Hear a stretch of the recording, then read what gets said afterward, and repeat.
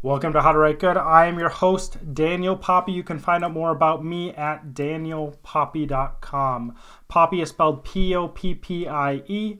At my website, you can find my novel, The Ninth Hour. It is actually the first book in a series. Or you can find my serialized novel, One Last Toast for Ebenezer Fleet, which is I guess it's a collection of chapters that are currently being written by me and in the process of coming out. Coming up to the end of the first book, I'm not going to take a break. As I see it now, I'm just going to keep on going until I'm done with everything. I know that some people who have done it that I've seen take breaks. I'm just grabbing my water. Some people take breaks between the seasons, and that's the books, and that's what you do with television. But I think I'm going to keep the momentum. I'm going to keep going until it's finished and completely out, and then maybe I'll take a short break, and then I'll go into editing it so it can turn into a physical book that you can actually get, because that'd be pretty cool. I don't really know if I'm going to approach it for editing, because when you write a book, you do a lot of editing and you do revisions and you do rewrites. But at this time, I put something out into the world and people read it, and then somebody might go back to it and they might be like, well, you had it this way and I liked it better. Why did you change it? So I don't know exactly how I'm going to approach that. I might actually have two versions of that as well. So you can check out both of those on my website, danielpoppy.com, and we are going to get into our word of the week. Our word of the week is cabbaged. Cabbaged is a more archaic verb, and it means to swell. Okay, so if you use the term cabbage, it means to swell. If it's cabbaged, it means it's swelled. I think it's an interesting use of the word. I think that it's a simple word that I would actually use if I got it in my head. I don't use a thesaurus when I write. I try to, if there's a word used incorrectly, I try to fix that. Besides that, most writers, I don't think you have a thesaurus right next to them unless they're in middle school or high school and their teachers are trying to make them do that. And most writers don't do that because it's not natural to have a thesaurus and keep on changing words, and it makes you look like a poser, if I can use that word, where you're like, oh, I'm going to use this word and I'm going to look smart, but there's this effect. I don't know if it's true, but it seems to be the case from what I see, is if you use a lot of big words, I don't take you as seriously as someone who just speaks straight and talks like a normal human being, because I assume that you're using big words to sound intelligent instead of having good ideas, which I think is the most important thing. So if you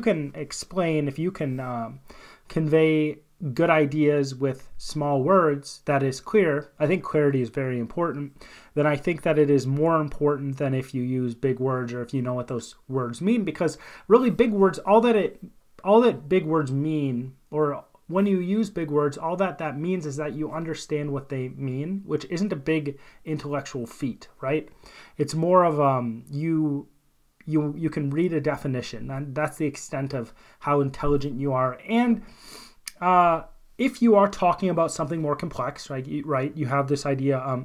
I use certain words because there doesn't seem to be a better equivalent to use. So I've used the term zeitgeist, or I use the term essence. And there's a very specific reason why I use those terms. Zeitgeist is more of it's German, and I can't remember who coined it. I think it was a philosopher, but it's like the spirit of the times. It's more of like this cultural spirit that carries things along. And there's more nuance to it than that, but that's what it's getting at. And essence is really the core of what a thing is. And when I use essence, I use it in a very strict, almost always use it in a very strict philosophical way, where this is the essence. These are the essential things that must be the case. And that's why I use certain words when I'm talking. But I'm trying not to use big words just for the sake of big words. And I try to avoid that, actually, unless it's the case that word conveys something very specific and there's not another equivalent word and I'm just trying to convey that thing. So somebody might have such a big vocabulary, and they might have that vocabulary integrated into how they speak so much that they might just use big words naturally, and I think that's just fine. But at the same time, I think it's not good if you're just trying to shoehorn words in. And you can be a good writer and not know all these big words, right? You can be a good writer and use simple words. In fact, I think that most of good writing consists of people using simple words. And the reason most of good writing consists of people using simple words is because most of the language is carried along by simple words. Most of the language is carried along by a small collection of words that people string together to communicate specific things to one another. So don't worry if you don't know tons of words. You can still be a very good writer and do that. People don't talk the same as they used to. I think people used bigger words in the past, or they used more flowery language, and that was more integrated into how they spoke. If you look at old letters that people wrote, just regular people, they would often use big words in those letters. But I think it's just a shift, a cultural shift in the language, or a shift in the language. I don't know if you'd consider it a cultural shift in the language. Perhaps it would be, perhaps it wouldn't. I'm not sure. So yeah, try to write naturally. So maybe someday I will integrate cabbage into my lexicon, into my collection of words. I think I used lexicon correctly, right? And then I'll be able to use it without even thinking, because that's kind of how it works for me. So yeah, I think just practice, and eventually you'll integrate more and more words into how you do things. And of course, you can always just play around with specific words when you're doing something. We are going to jump into our accidental lessons, and I think this is a really interesting one, and this is one that I've been touching on in other areas, but this is something that I think is extremely important to talk about, because when I talk about something on the podcast, it's not isolated, and nobody's ideas are ever isolated from other things they talk about. But when I talk about something on the podcast, there's usually a theme of ideas that I'm following, or I'm trying to think about all together. And one of the ideas that I've been thinking about for a very long time, and I've gone back to 2 or 3 times in this podcast itself, is the idea of art, right? And another idea that I've brought up is this idea that modern art isn't very good. And I think that usually when I talk about art, I come to this idea of modern art not being very good, and that someone who is very capable in their artistic field can create something new and different, and it can be very valuable as an artistic piece. But at the same time, there's a lot of stuff coming out of the artistic world that just isn't good. So I've been thinking about that, but I also have this idea that you should play around with what you're doing, right? So within writing, there should be play. Some people have disagreed that writing should not be play, and it's like, oh, writing should be hard work. And it is the case that writing should be hard work, but I think that the act of writing a first draft, let's make that very specific. Let's make that very specific and make random noises that humans don't make. The act of writing a first draft should, I think, be in the realm of play when you're doing it. And the reason I think that should be the case is there's so many people who try to write a first draft and they fail because they get stymied, or they get stopped. Don't know if I use that word correctly either. They get stopped by fear. They get stopped by this idea that they're not doing something well enough. They get stopped by this idea that they have nowhere to go with it. And the thing about play is that it opens up possibilities. Okay, having a broad perspective on the world also opens up ideas or possibilities, but play does it differently, right? People drink when they write to try to lower their inhibitions. Now, if you're someone who is neurotic, if you're someone who deals with a significant amount of anxiety, I would suggest not doing that, because what's going to happen if you drink when you're writing is that when you drink, your focus narrows, okay? And it gets narrower and narrower and narrower until you can only focus on one thing. And if you are anxious, that's the thing it's going to focus on, almost certainly. There's certain people who don't, but if you're an anxious person and you drink, you're probably going to just be thinking about your anxiety and your negative emotions when you're writing, which isn't a good thing. And I guess if it works for you, it works for you. That's been my experience with drinking. It's kind of funny. But with play, it does something similar to what people are seeking when they drink, when they're writing. It lowers your inhibitions. It allows you to look at possibilities in a different light. It allows you to look at possibilities without saying, that's stupid, that's stupid, that's stupid, that's stupid. And because play doesn't, it has rules, I think. I would say that it has rules, even though I don't have a specific, a deep understanding of what play is. I would say that play does have rules, but the rules are not so harsh. The rules aren't saying, you can't do this, you can't do this, you can't do this, right? In most cases. And in writing, it opens up all those possibilities, and it says, have at it. Go and use whatever idea you want. And so within writing, I have this, I'm stuck between these two things. I think writing should have standards. I think all art should have standards. I think all art should have rules that each medium follows. But at the same time, I think that when you're writing, I think that you should you should teach yourself to embody this idea of play as you're going through this process of writing. And of course, it's not that simple that you're always going to have fun, or you're always going to be in this you're in this sphere of play. But at the same time, I think that you are, at the very least, in that initial creation, you're in this sphere of play when you're doing it. So these are two things that seem to be the opposite. And I've already talked about why I think why I think play, or why I think this this idea that you should be open to all these ideas when you work is a good idea. But I haven't talked about the other side as much. I've touched on it in my discussions about art, but I haven't talked about the other side. So on one side we have the, I can't think of a word. I had a word on the tip of my tongue, but I can't think of exactly what it would be. On one side we have this very open-ended creation. We have this very open-ended area where we can do whatever we want. And on the other side, we have the stricter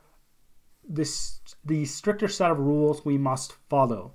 So on one side, we have this creative act, and then on the other side, we have what this creative act is couched within. And I am going to be talking about, and this might actually end up being a multiple podcast episode, but it's the importance of craft. Okay, and the reason why I want to talk about this is because there's many people who don't think craft is important in a artistic field. This doesn't happen as often in writing, and the reason why it doesn't happen as often in writing is because if you have poor writing, people notice it and people say, that sucked. You know, we make fun of bad writing. There's actually cult followings for bad writing in specific things. The Room, if you've ever heard of, I haven't actually seen The Room, but The Room was made into a movie. The making of The Room was made into a movie by what's his face, called The Disaster Artist. And if you don't know what The Room is this film created by a guy who just showed up in the US with like $1 million, and he decided he wanted to be a movie star. He wanted to make a movie, and he made this movie that was so bad that people loved it, right? People were like, this is a horrible movie.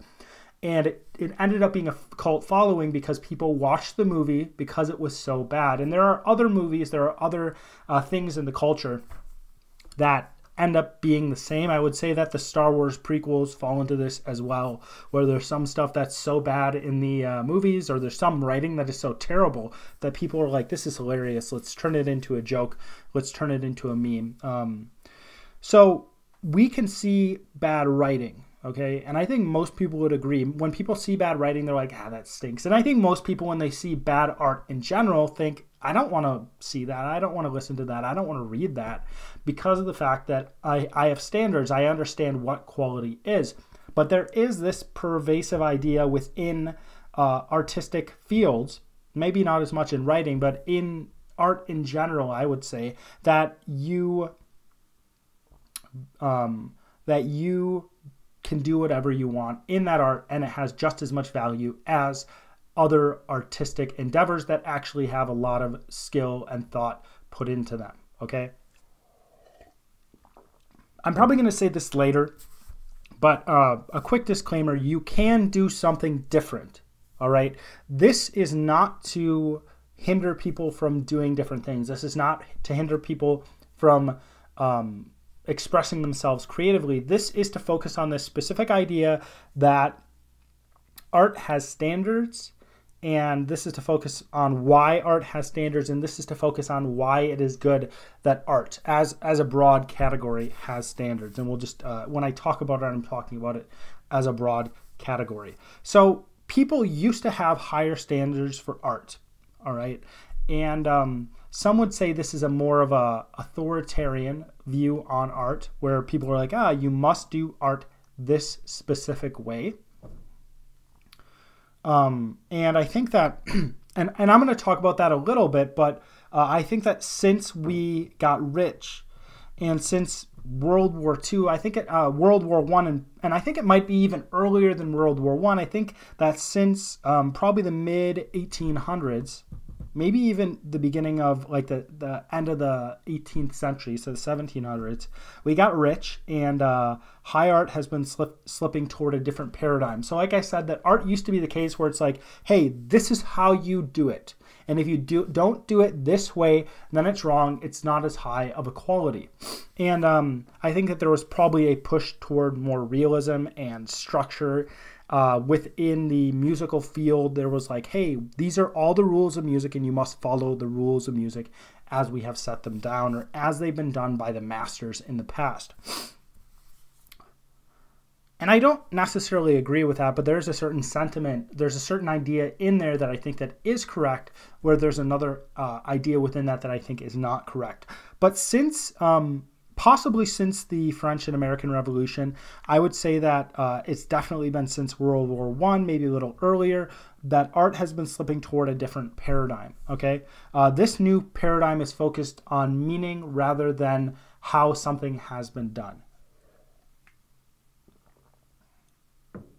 We've actually seen art slip toward a focus on meaning so much that it doesn't matter what you do as long as it means certain things, or as long as it has deep meaning. All right. Some of you may think that a focus on meaning is a good thing, and I would say that there is a value on meaning. The reason why we put such a focus on these artistic pieces that don't have skill behind them but have a lot of meaning behind them is because of the fact that meaning is a very important part of our lives. Depending on what that meaning is, some people would argue that certain things mean less than others. Some people would argue that all things are about the same in terms of meaning. It's kind of hard to talk about meaning because it's an abstraction. It's an abstract thing that we're dealing with, and it's kind of fuzzy around the edges. So some of you may think, oh yeah, it's good that we've opened up art and it's not just for people who are able to do certain things. And if you've been listening to me long enough, you'll know that I disagree with you on that. All right. You'll already know that I disagree with the idea that you should be able to take anything that someone creates and say that it's art and say that it's good art on top of that. Okay. I think that's a bad thing.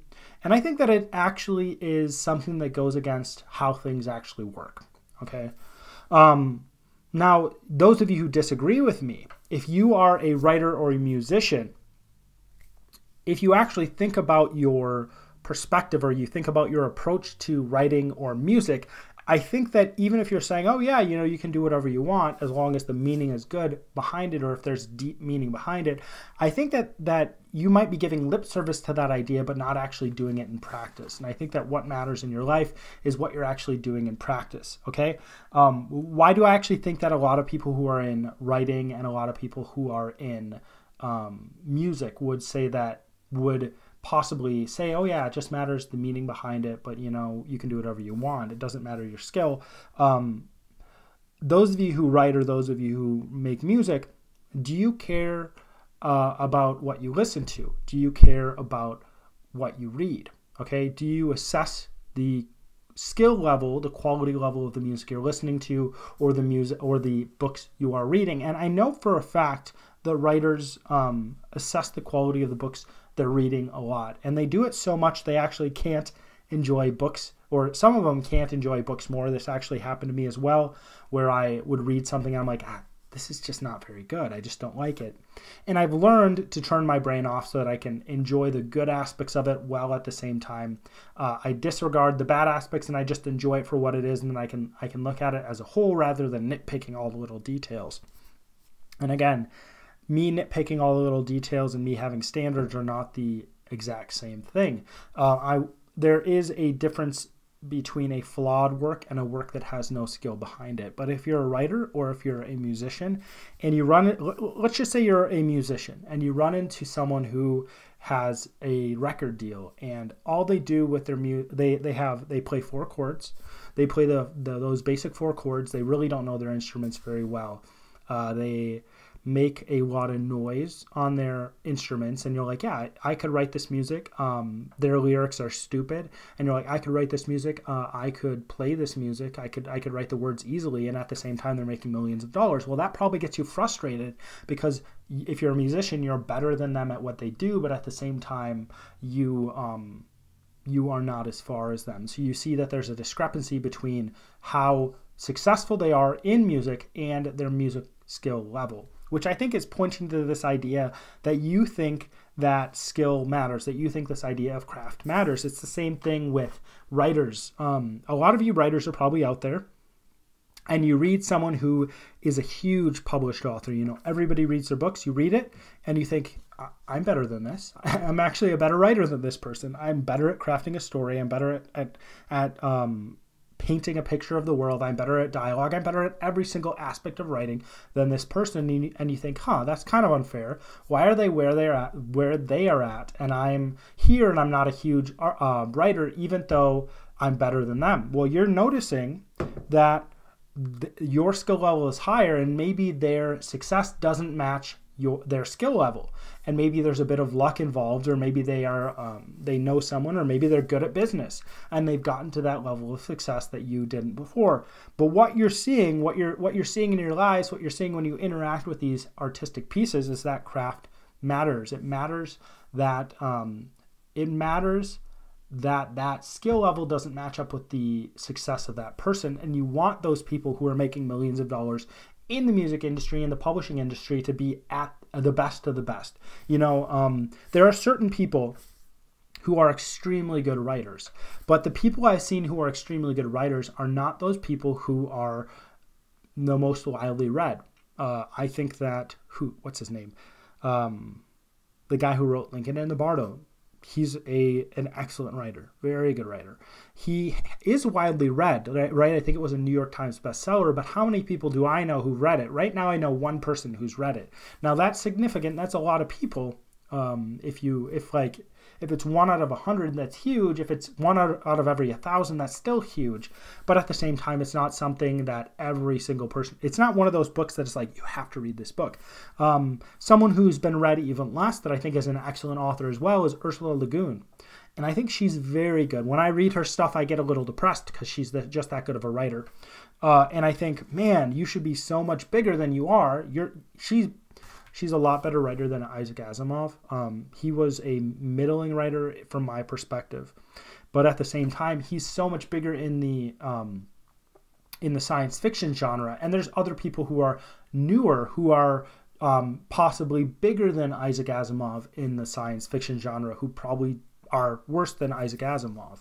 So we see these people who are extremely good, who aren't the best paid or who aren't the biggest in the industry, but at the same time we understand that they deserve a lot of accolades, they deserve a lot of praise because of the fact that they're so good at what they do. And this points to this idea that craft matters. You don't want to listen to music that is shoddy. You don't want to listen to music that is, can you use that word? You don't want to listen to mediocre music. You don't want to read a book that isn't very good. That's just like, meh, it's all right. You don't want to watch a movie that you get to the end of it, you're like, yeah, that was entertaining, which seems to be the case too often today. You want to go into a movie. You want to read a book. You want to listen to music. You want to go into an artist's studio, and you want to be blown away every single time. I don't know why anybody would not want to be blown away. You want to be blown away just because what they do is so good, right? Just because it comes across so well, because they're so good at what they do, and you're like, wow, this is amazing. I think that there might be people who don't want to go in and have that happen. There might be people who I think have gotten so into this idea that art is all about the meaning behind it, that they've convinced themselves that if it has this meaning, or if it conveys a specific thing to them, that's all that matters. But I think there's an innate thing within people that wants that experience that is transcendent, right? They want that experience where the art is so good that it transports you somewhere else, that you get lost in it, okay? And that's what craft does. Now, this is all to argue that craft matters, all right? This is all to point to the fact that you actually, it's likely that you actually care about craft, and maybe I'm preaching to the choir, maybe I'm not. Craft matters, but what is craft? We need to talk about what that is before I get into how it works in our lives and why it matters. Like, why is it the case that craft matters when it seems like taste is subjective? Craft, as simply as I can put it, is how you do things. Like I said, as simply as I can put it. So within the writing field, craft is just how you write. Within the painting, it's how you paint. Within music, it's how you put music together or write music, I guess. Within movies, it's how the movie comes together. And there's so many pieces in movies. There's so many moving pieces in movies. So this would be like, craft. There's a piece of craft of the director, right? The director is making things happen in a specific order and directing the actors to act in a specific way. And the actors are acting themselves in a specific way. So the director is trying to make everything flow, or let's just say that, and they're putting everything together. The actors are making everything, the characters real. You have somebody in the editing room making everything look good. You have the people behind the camera, the director of cinematography, I think it's called, making sure everything, there's an artistic quality to the filming of the movie. There's the music, etc. There's so many pieces that go together. So it's how they are doing everything. Each artistic area has its own set of rules for how things are done. A person good at their craft, all right, is good at understanding and applying the rules in that area. Each artistic area is not just one set of rules, okay? Visual art isn't just color theory. Music is not just rhythm. There's more that goes into that set of rules than one little thing. Writing isn't just grammar. Writing isn't just syntax. Writing isn't just the rhythm of speech. Writing isn't just dialogue or how you describe things. Writing isn't how you should structure your paragraphs, or it isn't how you should structure your book. There's a lot more that goes into writing. There's all these different things that come together to make the craft what it is. But when I say that craft is how you do things, and each person or each artistic area has specific rules, and a person is good at understanding and applying those rules, is good at the craft. You might say, but aren't those rules just made up, right? You might be like, writing has rules and music has rules and art has rules, but those rules are all made up. It doesn't really matter. Those rules don't matter. Those rules are just people came up with those rules, therefore we can do whatever we want with those rules. Those rules are just made up anyway.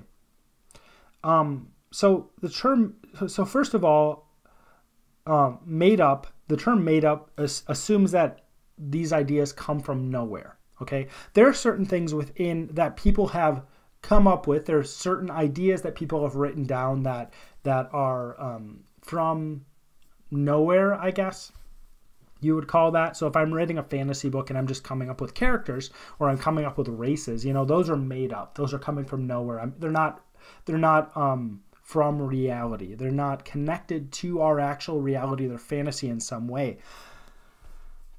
But these ideas, these rules in art aren't from nowhere. This is a misunderstanding. They're not just made up as in coming from nowhere, but they're created by humans. And I'll explain what I mean by that in a second. One example of something that would be similar to these rules are the classification of animals. Okay? Cats are not dogs. Dogs are not cats. Dogs are not cows. Cows are not pigs. And all these different animals aren't even in the same family of animals. Well, they're in, there's the species, and then, I don't know, the genus, and I think there's different types, and there's also subspecies. I don't know. I'm not would it be a biologist or a zoologist?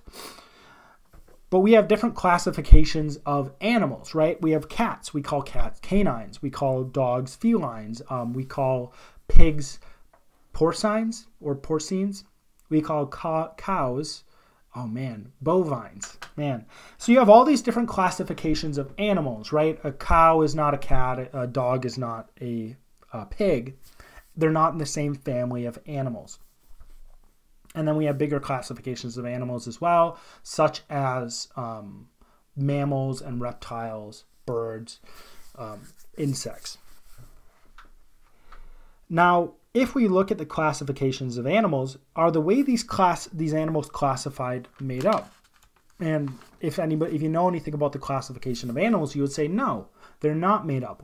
What people have done, what scientists have done, is they've looked at the world and they've seen that certain animals are in certain families. You know, you have canines, and canines have specific features. Therefore, we're going to classify all dogs as canines. You know, we have wolves. Yeah, wolves. We have coyotes. I don't know if hyenas are. I don't think hyenas are classified as canines, but they're similar. We have foxes. I think those are classified as canines. The hundreds of different types of dogs that people have as pets. They're all canines. They all look different, but they all have similar things that make them part of that.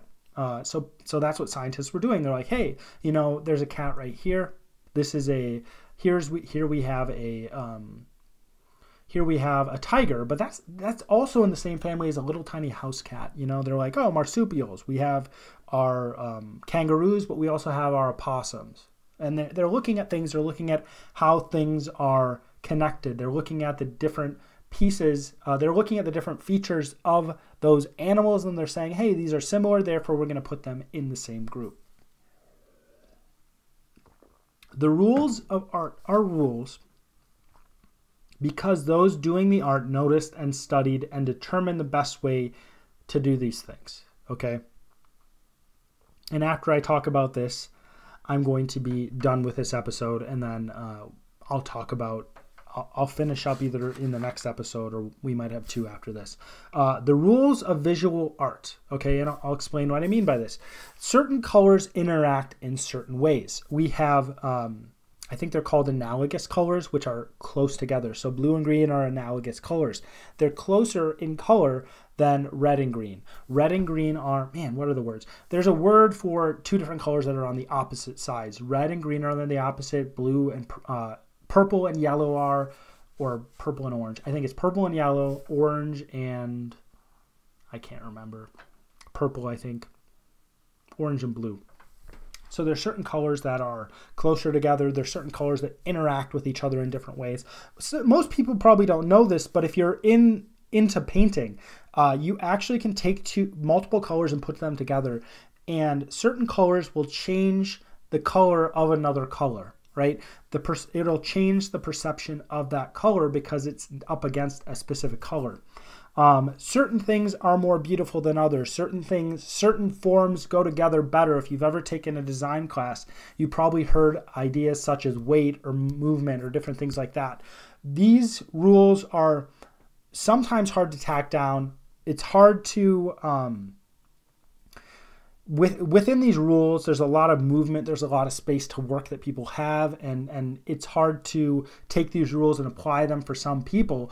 But what artists have done in the past is they looked at the world, they looked at how things work, they looked at what they could do with the medium they had, and they said, hey, you know, when we take these materials and we put them together, they interact in a certain way, and certain ways they interact are better than others, and certain things we do with them are more pleasing and more satisfying, and they have more an effect on people than others. And that's what they did. So they looked at they looked at different things, they looked at visual art, they tried things out, they figured out what works best, they figured out how things work together, so they made this set of rules. It's not perfect, but they figured it out. The rules of music are similar. There's rhythm, harmony, dissonance. These are all based on what sounds good to human ears, right? Or how things interact with the human ears, or the human perception, I guess you could call it. Noise by itself isn't music. We know that. If I play you static and I ask you if it's music, it's likely that you're going to say, no, it's not music. There's specific things you need for something to actually be music. Now, if if you want to be smart about it, you might say, well, do you think it's music? You know, but at the same time, if I just asked you, it's likely that your first conclusion is that that is not music. And I would argue that even if you say it's music, it doesn't make it music. There's certain rules, and it's the same thing with music. Musicians looked at how music worked. They said, this is how things fit together. This is how things work. Dissonance does not sound as good as harmony in human ears, but there is a use for dissonance within music. We need rhythm. We need other things as well that go into it. I'm not into music, so I don't know as much about that. But it all is based off humans' perception of how that music works. And then there's the rules of writing. The rules of writing are based off of how people actually talk. It's based off of how language works, and it's based off of rhythm. It's based off of flow. It's based off of how things go together. It's the same thing with storytelling. Storytelling is based off of how characters work within a story. It's based off of character change. It's based off of the pacing of the story, the tension that's built up in the story. It's based off of those specific acts that come out in the story. And hopefully we can come to the point where there's the climax in the story and everything comes to a satisfying conclusion. These rules are not just made up by people whole cloth. These are things that people noticed, that people are attracted to, that people are drawn to, that resonate with the human. And maybe it's the case that there's a lot of fuzziness within these areas because humans have a lot of variation within them. But at the same time, with visual art, with music, with writing, there's a core set of rules within each of these that it is, maybe they're only guidelines. Maybe we don't have a firm grip on how these things work. But at the same time, there's a core set of rules that really direct how things work. And it's almost certainly going to have an impact on the majority of humanity if you can do it at a level that is really, really skilled. All right. And besides that, I mean, we'll finish up with this in the next few weeks. I mean, maybe next week I'll be able to finish it. It just depends on how it works. But I think it might end up being about 3 episodes. But yeah, that's kind of why I think it's important that we don't just dismiss the rules of art or the rules of writing, the rules of music, because these things aren't just things made up. These things are actually features of our world and specifically how we interact with specific things in our world, mainly visual things in our world, the sounds of our world, and then the language that is part of who we are.